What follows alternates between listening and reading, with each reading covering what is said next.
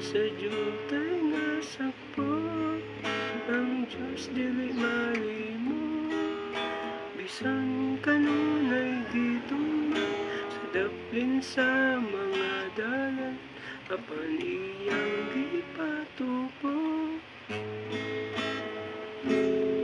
Daon sa panato,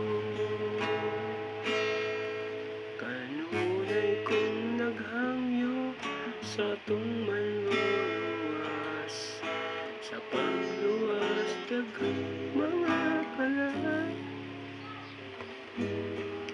Bisan kung ay tubat niya, siya nagaubang.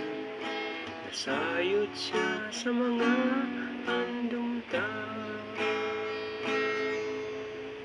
Jutay nga mga sagbot, jutay nga mga sagbot, bisan sa jutay nga sagbot, ang Diyos dili